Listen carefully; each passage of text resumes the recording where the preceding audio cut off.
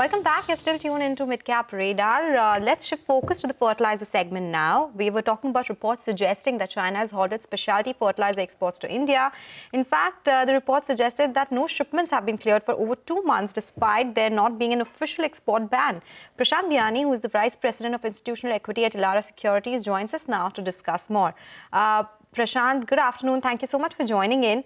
First, if you can explain the difference between these specialty fertilizers versus the generic ones, if they are being used at a high volumes in the industry as well, and how has this move impacted the industry so far?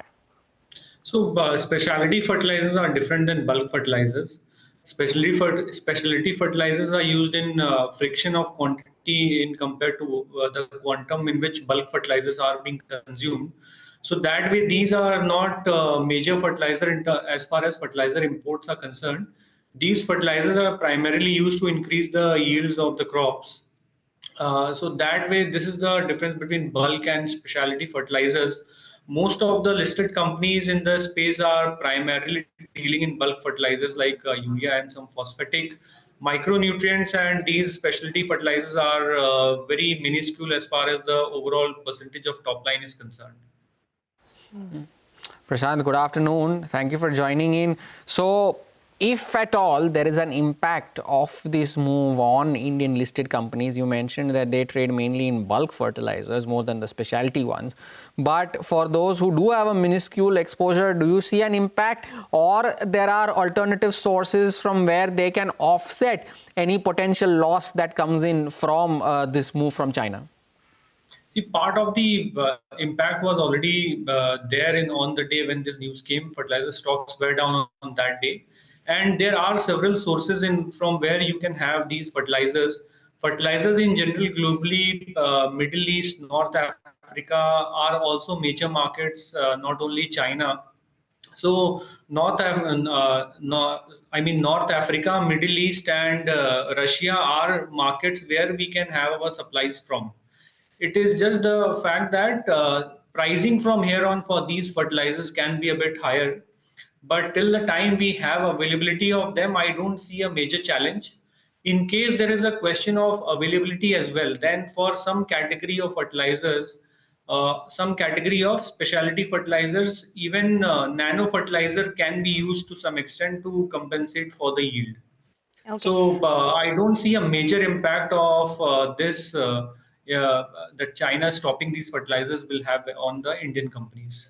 Okay, that is good to know. Just on the bulk fertilizer bit, Prashant, we do import other raw materials as well for even bulk fertilizers. I assume ammonia, and there are other raw materials as well. Has there been any impact on the supply chain because of the global geopolitical crisis that we've been seeing, or all is good for the industry right now? No, supply chain concerns have been there, and that has led to increase in price. So sulfur prices have gone up to around $300 versus $100 in October last year. And the same we have seen in phosphatic fertilizers as well. For example, DAP prices, I think right now are between $700 to $740, which used to be around $520 to $540 a quarter back. So phosphatic fertilizer space has seen a bit of price increase because of all this, but availability is not a challenge as of now. This last leg of increase in phosphatic price has been happening because of export ban from China of DAP as well. So the bans from China is not questioning the availability, but it is giving a reason for the suppliers to jack up the price. What about this quarter, Prashant? How is this sector likely to do in the quarter that we'll be reporting results in just a few days from now? So which are some of the names that are likely to do well, some of them that are not likely to do well? What's your order of preference here within this sector? See, structurally, I think within the fertilizer space, we like phosphatic fertilizer universe, which is Coromandel and Paradeep phosphates.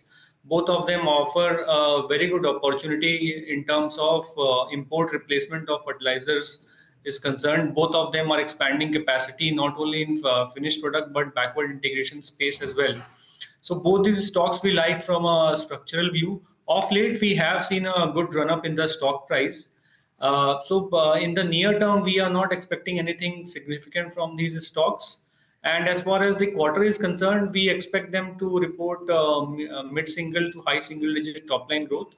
But because of a good backward integration benefit, I think EBITDA growth should be much better from these companies. Got it.